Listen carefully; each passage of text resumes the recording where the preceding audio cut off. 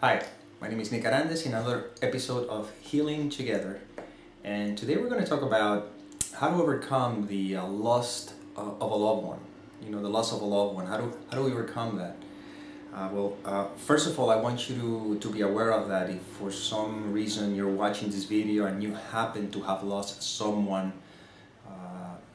very significant and you're going through a lot of I don't know, whatever the word is. Obviously, you know that English is not my first language. Sorrow and whatever. That I am completely aware of that and I respect that, and I would never ask you not to feel whatever it is that you're feeling. So this is not about any of that. This is just an opportunity to explore a possibility that maybe there's another way of looking at that experience that I may not have been aware of, and that's what I'm doing. That's why these videos are opportunities to explore, not to give advice, not to say, not to teach anything. It's just simply opportunities to look together and see if maybe there's something that I have overlooked. Okay, so let's look at that experience. I mean, when you lose someone that is very dear to you, could be a son, a daughter, you know, a child, a parent, a friend, anyone that you think that you have lost, and you feel this emotional turmoil. Some people hold on to that for years, and some people, it seems that they don't ever are able to overcome it. Even if it has to do with the loss of a loved one through, let's say, not an accident, or let's say murder or whatever. So let's explore this thing and see where it goes. So the first thing that I need to understand is that the only reason why I suffered the loss of a loved one is because I truly believe that somebody has died. And I believe that somebody has died because I believe that I am a person who can die. So it's sort of like I'm projecting onto that image the belief of who I think I am. Okay? So let's use this analogy and see if this helps. Imagine you are in a room filled with people, and there's a door, just one door, a single door. Everyone who walks through that door, they say that it will die because it will never come back. So that is the equivalent. So everybody's afraid to walking out of that door because of fear that if they walk out of that door, they will die. If I'm attached to one of the persons in the room, I wouldn't want anybody to walk through that door, because if my children, my family, whatever, if they walk through that door, they'll never come back. Let's not even use the word death, but just for the sake of it, they'll never come back. So of course, I'm in pain because I don't want that person or that thing that I'm so attached to leave. But in reality, that is another way for me to not to go through that door, because it scares me. I don't want to go through that door. If I go through that door, I'll never come back. And look what I'm going to leave behind, which I want to share something kind of, very, I wouldn't call it very positive or whatever. I saw a movie, and this happens in every movie, you pretty much say, but I was watching a movie of a mother who had her little child who was going through a process in a hospital, that very painful process, to the point that the child might even face the possibility of death. And in the scene, the child said to her mother, "Mom, I just want to die. I don't want to handle this pain." And the mother, which I understand, anybody who has an attachment and think that it's this body and believes in death or whatever could feel that way. So I'm not denying this part of the human condition. Not the truth, but the human condition. The mother would say, crying, "Please don't go, don't say that. Do you realize that if you leave, you're going to leave an empty hole in me?" Now look at this carefully. It appears as if the mother loved his child or her child so much that she didn't want her child to die. In reality, her mother was not thinking in her child. She was thinking in herself. In other words, the pain that I would experience will be so unbearable that I'd rather have you here filled with pain than living the experience and release yourself from pain. Wow. When you look at it that way, you're thinking, oh my God, how many people I'm hanging on to? I don't want them to die, not realizing that all I'm doing is I'd rather have them continue to suffer because I don't want to suffer. You see, so in reality, there's no love there. The mother wasn't thinking about her child, he was thinking about herself. Because in reality, if the child is gone, then the child is in peace, right? But we are afraid that the child is gone because we think he's going to die, because we don't know who the child is, because we don't know who we are. So, continue with the story, or the analogy. So, I'm afraid to go through that door, not because there's anything wrong or bad on the other side, because I don't even know what's on the other side of the door. But everybody has told me that if I go through that door, that'll be horrendous, let's put it this way. Death, and you'll lose everything you have in here, right? Well, I choose not to go through the door because of what I believe it may happen to me, not what it really would happen. So what do? I'm staying in this room. I'm not feeling too comfortable because I feel restricted. So what do? I create a family, so I have something to attach to because I could not be by myself. I'm thinking I need to have an attachment to something, so I create family and I create children and I create whatever I need to somehow entertain myself, because in the end, we all have to go through the door and there's a reason for that. So let's say that I'm in this room filled with people and, suffering and, pain and pleasure and all that kind of stuff. Afraid of dying because I think Arandes is who I am, so I try to stay away from that door altogether. And then if any of my children or anybody that I know try to go closer to that door, I would immediately stop them and say, don't go through there because it's painful, and all these kind of stories that we have made out around death and whatever. Again, in function of who I think I am, right? So, continue. Let's say that you come to an awareness that says, I'm so tired of these roller coasters of pain and pleasure. I really want to be at peace. I just want to be at peace. And then for some reason, something within you feels moved to finally look at that door, meaning face the concept of death, and be willing to go towards it.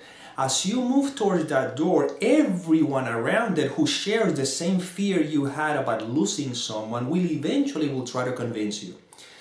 But there's a conviction in you that says, look, I don't know, I'm tired of being afraid of that door. I'm tired of being afraid. And then you decide to go through that door, okay? Which is the equivalent of dying. You know people who have these near-death experiences, when they finally have that experience, seems like their life changed. And when they find themselves again in the body, they are no longer afraid of dying because they had the experience and they realized that it was the most wonderful, beautiful, exhilarating experience that there is, because there was a peace, a love. So they're no longer afraid of being in the world. They live in the world, released from fear. When I'm talking about people who have that sort of mystical experience, right? Which we can have it right now. We don't have to wait until the body's gone. Not the experience of truth in a sense, because if truth is something that is, these experiences are let's say, what distracts us from it. But we can live with a mentality in which we can stay within this context, but with an attitude of joy and peace, right? So anyway, continuing. So you finally walk through that door, and then you realize that all you experience on the other side is joy, peace, boundless happiness, and even all the people you thought that they were gone, they were alive, feeling happy and everything. Now you had a taste of that space. The moment you had a taste of what it's like to leave the body and be in that state of peace, for whatever the reason is, you find yourself returning back to the room. Now that you have had the experience of the joy and the peace that is experienced when you cross that door, let me ask you this. Wouldn't you want everybody who go through that? Wouldn't you want everybody to go through that door? In other words, wouldn't you want everybody to die, and you too? And if you see a friend or a child or someone in your life that seems to be letting go of the body, wouldn't you feel such a state of peace and joy, because you know that, even sometimes even envy, envy in a way of saying that, God, you're about to liberate yourself. God, how happy I am for you. So now when you realize that you never lose anyone, it's impossible. All that is happening is that there's a transformation taking place. The person or the love that it was encapsulated in a tiny body now is released to be back again to the place of bountiful openness, joyful experience. Then look how you will look at the experience now. Because in a sense, as you know, as you become consciously aware of that, you're not afraid of dying either, because you know you're not going to die. Who is the one who would die? The only one who would die is the one that supposedly was born. But that only pertains to the realm of the personal self, where it appears to be as if I am a body who was born, and now I am a body who's going to die. But who you are is eternal. Therefore, when you do the work when you become to recognize your eternal nature, you see, you don't have to worry about the people around you or the one you think you lost or anything. When you become conscious of your eternal nature, then you're going to welcome every experience, and those who you think that they're gone, you know that they're not gone. They're actually closer to you than ever, because before they couldn't be close to you. You know why? Because they had a body, and two bodies cannot join. The essence of the two bodies can join because it's always joined. But when you put a body around it, then it can't join. It's impossible. See, there's a limitation on it. So that one that you think you lost, you never lost it. Now you can have the experience of the presence of that one who you think have lost with you for the rest of eternity. Now when you leave the body, then you can join and realize that nobody has ever died. That's the difference.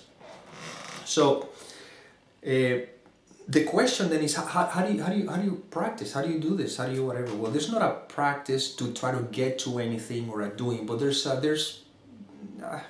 see, the words are so limited. But let's call it a practice. I don't know. I don't want to use the word practice. Let's see if this resonates. Okay. The way I see it is, all the fear that I experience in each moment, whether it's the loss of a loved one or whatever the fear might be, is nothing more than a story. If you think about it, it's nothing more than a story. So whenever you have an experience, let's say you're going through the pain of having lost someone, seen somebody, let's use another word, having seen somebody make his or her transition, somebody that you feel so much attached to, because again, you still identify with who you think you are. You don't need to try not to feel that, and you don't need to try to avoid that feeling, not at all. All you're going to do is surrender, complete surrender. The way I surrender is my willingness, very humbly, in recognition that I don't know anything. And I may feel all this pain, I surrender to that pain.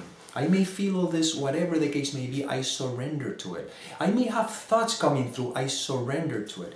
Because in that surrendered, in that place of complete surrender, the love that you are, free of stories, can begin to reveal itself, and that's how healing takes place. You see? Because the only thing that can heal is love, nothing else. It's not our intellect. In that place of complete surrendering is how love do the work. We don't have to do anything. Jesus Christ, how simple. So, in a sense, as I open myself to this space of complete surrender and the work is being done through me, in a teaching that is called A Course in Miracles, we call that forgiveness. We're not forgiving anything or anyone. It's just a word that we use to simply, give to the idea of complete surrender. Because in that place is when I can allow that love that is within me to do the healing. And in that sense, even if you say that you lost someone because, let's say, somebody killed him or killed her, that space will help you even see the love that is who we are, that has nothing to do with bodies, which can actually completely let go of the resentment you may have towards the person who you think he did something to, the person you love, and also the fear and all the anger or whatever that is related to the loss of that person. Because again, now you're not relating to the experience as a personal self. See the difference? You're relating to the experience as the love that you are. The love that you are doesn't have a body, so if the body is not who you are, then who can die and who can be born? And not only that, who can kill who? There's nothing happening. All that is happening is a forgetting. Well, as I continue to get stuck in this room filled with all these people and believing what they believe, and I bind their beliefs, and therefore I believe in death, and I believe I should not go through the door and all that stuff, I will always suffer. And I will always have the fear of losing someone, and you know that someone is going to go. You know, either you go first or the other one go first. It doesn't matter. There always that fear is going to be there, because that is a constant reminder of the possibility that that is a constant reminder of a possibility that I could die. But when you know who you are, then you can't help but to know who everything and everyone is.